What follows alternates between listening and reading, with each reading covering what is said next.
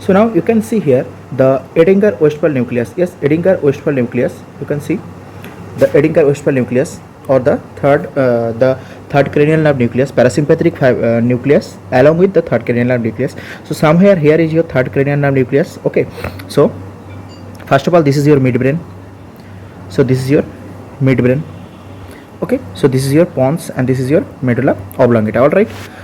In the midbrain, at the superior colliculus level, which level? Superior colliculus. I am writing SC level.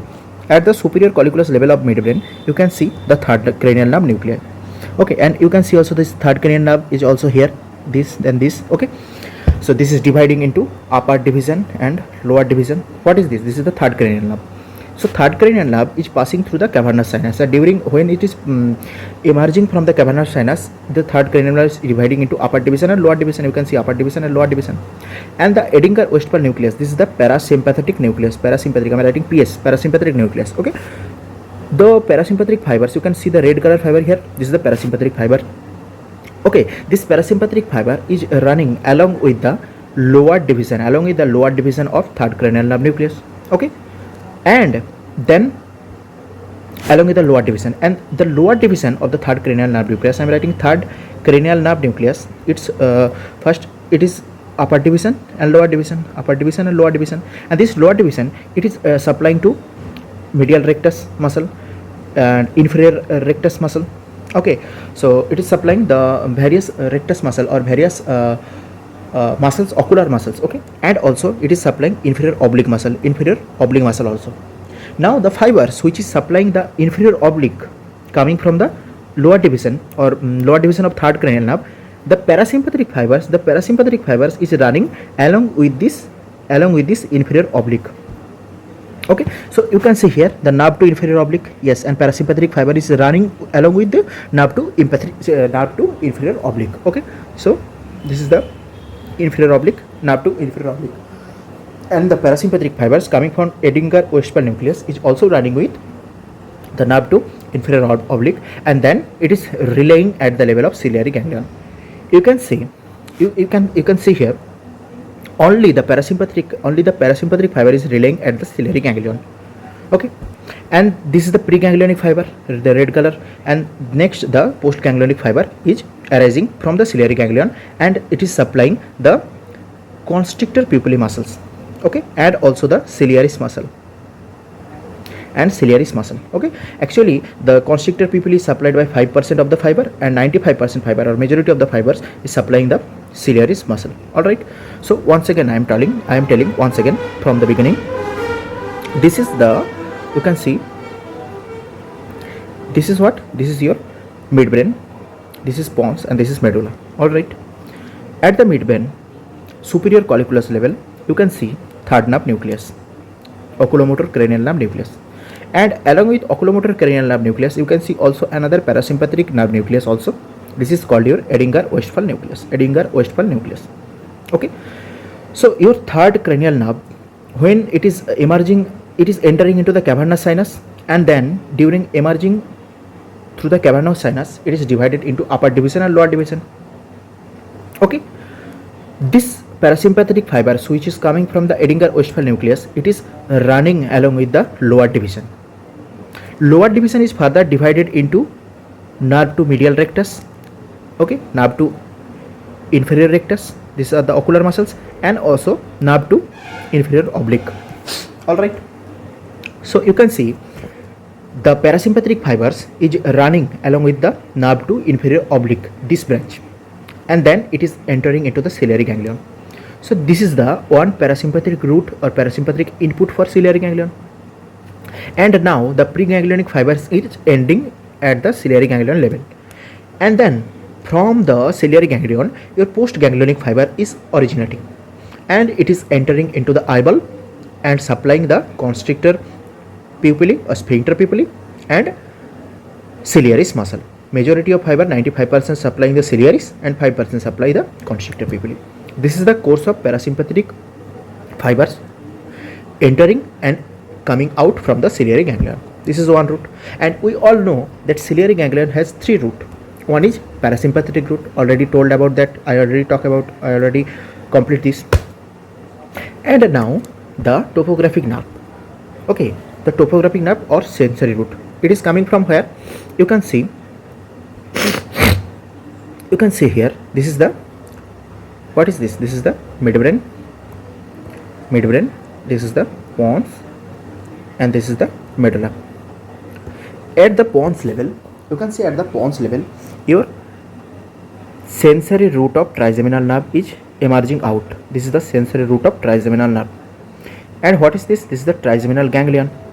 This is the trigeminal ganglion. Okay, this trigeminal ganglion is further divided into three branches. One is ophthalmic, another one is maxillary, another one is mandibular. So ophthalmic, it is denoted by V1, first branch. Next is the maxillary, and next is the mandibular. Okay, so now you can see this ophthalmic branch, it is further divided into three. Ophthalmic branch, it is further divided into three. One is your frontal branch, one is your nasociliary branch, another one is your lacrimal branch. Okay, so frontal, nasociliary and lacrimal, these three are arising, these branches are arising from your ophthalmic division of trigeminal nerve. And only the nasociliary nerve, now we are interested only on the nasociliary nerve, because this frontal and lacrimal, these branches are not related with ciliary ganglion. Only the nasociliary nerve is entering into the ciliary ganglion, and it is not relaying, not, I am writing not relaying, or it is not relaying without ciliary ganglion. It is just entering in the ciliary ganglion and passing through the ciliary ganglion and enters into the eyeball, actually the perichoroidal place of eyeball. This is the one sensory root. It is actually this pathway, it is nasociliary, this nasociliary nerve pathway, it is actually taking the sensory information from eyeball and sending this to central nervous system. Okay, generally the somatic sensation like touch, pain, temperature sensation. All right, so this is about the nasociliary. So this is the sensory root of the ciliary ganglion, and also this is emerging, when it is emerging from the ciliary ganglion, forming the short ciliary nerve. All right, so once again I am describe this thing, once again I am telling you.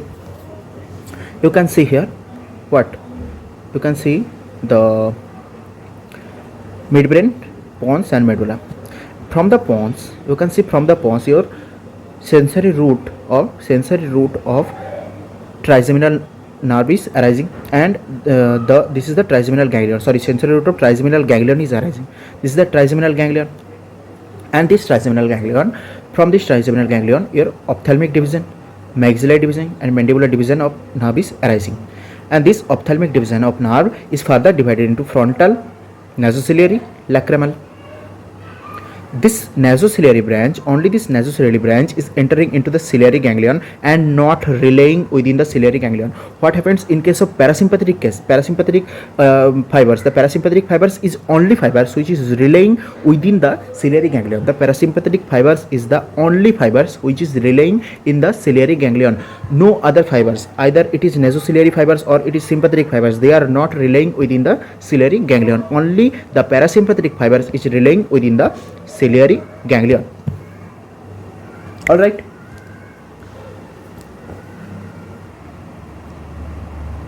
okay, so now let's talk about the last root or last fiber of ciliary ganglion is your sympathetic plexus, sympathetic fibers. Okay, so here you can see the sympathetic fibers are also called thoracolumbar outflow. Okay, so you can see the T1.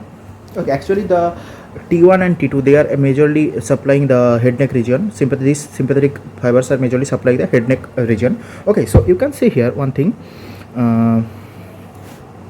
What is this?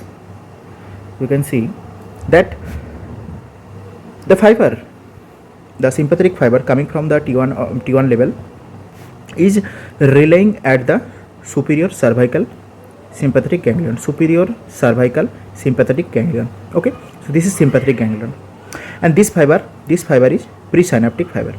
And then postsynaptic fiber is coming from this ganglion.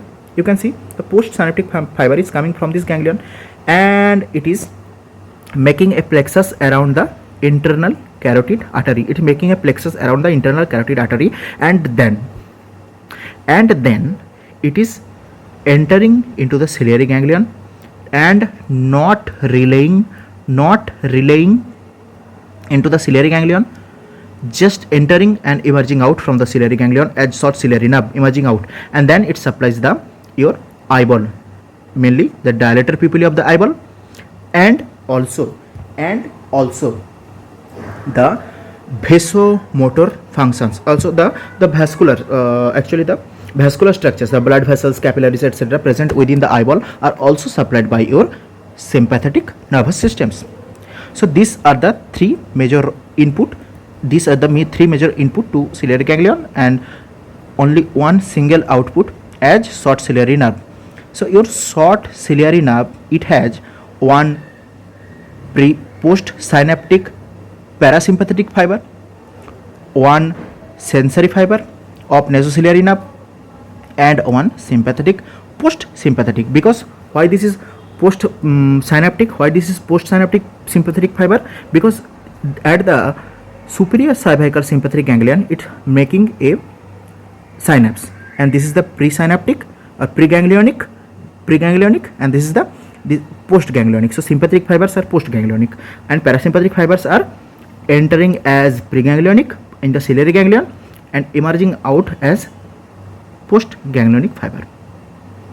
All right, so let's draw this. And one thing which I want to add here, this is not only the single root of sympathetic fibers. So this is not only the single root of sympathetic fibers. Okay, some sympathetic fibers are also goes with the nasociliary nerve into the eyeball. Okay, the nasociliary nerve, you can see here the nasociliary nerve I am marking with yellow more prominently. Okay, so this is the nasociliary nerve entering into the eyeball and sensing the touch, pain, temperature sensation, and carrying this sensation from eyeball to your central nervous system.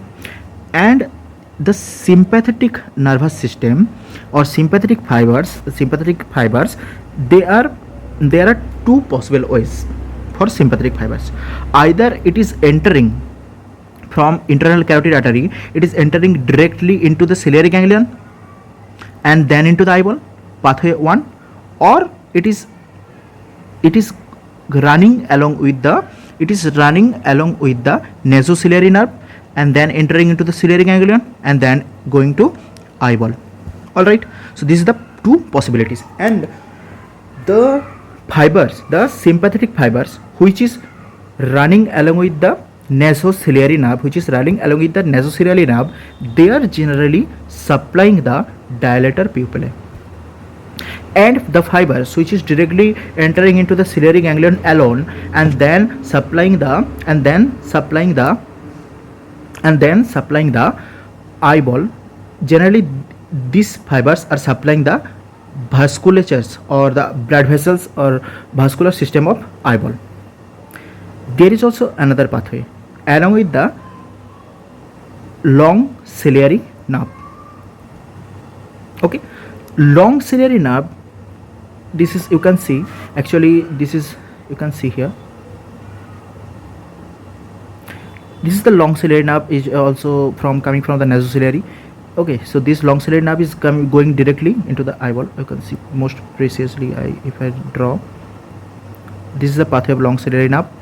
Okay, supplying the, similarly long ciliary nerve also taking sensory information from the eyeball and sending this towards the central nervous system. So the sympathetic fibers, okay, the sympathetic fibers, this is one way of sympathetic fibers. This is directly entering into the ciliary ganglion and then eyeball. Sympathetic fibers also run along with the long ciliary nerve. You can see long ciliary nerve and then supply the eyeball, mainly the dilator pupillae. All right. So now let's draw one diagram which I am to show here. Yes, this is your eyeball. Obviously this is your eyeball. Okay, so you can see this is the choroid of your eyeball. This is the choroid mainly this is the choroid of your eyeball. Choroid is mainly the vascular structures of your eyeball. I am writing C for choroid. And externally you can see the sclera. Okay, externally you can see the sclera. Okay, white structure is sclera. Yes, so now you can see here the ciliary ganglion. Okay, the ciliary ganglion you can see. Now you can see 3 root of ciliary ganglion. Okay, 3 root of ciliary ganglion you can see here. One root is this one root, this one root, and this is one root. So one is parasympathetic root or motor root. Okay, one is sympathetic root. Okay, and another one is your sensory root of nasociliary nerve, which is also topographic nerve. Okay, so this nasociliary nerve is giving one sensory root to ciliary ganglion and one branch also giving directly to eyeball. Okay, so this branch which goes directly into the eyeball is called your long ciliary nerve. It is your long ciliary nerve. All right, so you can see 3 roots of the ciliary ganglion here. 1 2 3, 1 2 3, and all these are when coming out from the ciliary ganglion like through a single nerve called your short ciliary nerve. This is called your short ciliary nerve. So your short ciliary nerve is the output or branch coming from your ciliary ganglion, but your long ciliary nerve is the branch of nasociliary nerve, which is the branch of your ophthalmic division of trigeminal nerve. All right, your short ciliary nerve, it has one sympathetic fiber, okay, one parasympathetic fiber, and also one sensory fibers. All right, but your long ciliary nerve, it has one sensory fibers and one sympathetic fibers also, no parasympathetic fibers. Okay, so there is 2 possible route for sensory nerve fibers. To enter the eyeball. One possible route, not sensory nerve fiber, but sympathetic nerve fibers. One possible route, it is directly entering through the ciliary ganglion and then into this space. This space is called what? This space, the space between sclera and the choroid. This place, the space between choroid and sclera, this place is called your perichoroidal space. This is one pathway of sympathetic fibers entering into the eyeball. And another pathway is what? Another pathway is these sympathetic fibers are also running along with the long ciliary nerve and entering into the perichoroidal space of eyeball. This is also another pathway. All right, so these are the 2 possible pathways. Now you can see I draw some muscles here with this color. This is your constrictor pupilla or sphincter pupillae. This is your dilator pupillae. This many dilates the pupil. I am marking with this arrow, dilator pupillae. And this is your ciliaris. Actually ciliaris is helping in your accommodation of eye. This is ciliaris helping in accommodation of eye. All right, the sympathetic fibers, the blue colored fibers, here I denoted with blue, the sympathetic fibers which is coming along with the long ciliary nerve, it is majorly it is supplying your this one, the dilator pupillae. Okay, the sympathetic fibers, once again, the sympathetic fiber, it has 2 routes. Either this sympathetic fibers is directly enter into the ciliary ganglion and then entering into the eyeball as short ciliary nerve, which is the posterior aspect of sclera, and entering into the perichoroidal space, and then supplying the vasculature, the vascular system of the eyeball. All right, And another way, this is pathway 1. And pathway 2, which is the sympathetic fibers running along with the long ciliary nerve. What is long ciliary nerve? Long ciliary nerve is branch coming from the nasociliary nerve. Okay, what is nasociliary nerve? Nasociliary nerve is branch coming from the ophthalmic division of the trigeminal nerve. And sympathetic fibers, which is running along with the long ciliary nerve, is directly supplying your dilator pupillae, this muscle, dilator pupillae. Okay, so this is your dilator pupillae muscle. I am marking with arrow. It dilates your pupil. So sympathetic nerve is supplying 1 dilator pupillae and 2 your vascular system and your vascular system of eye.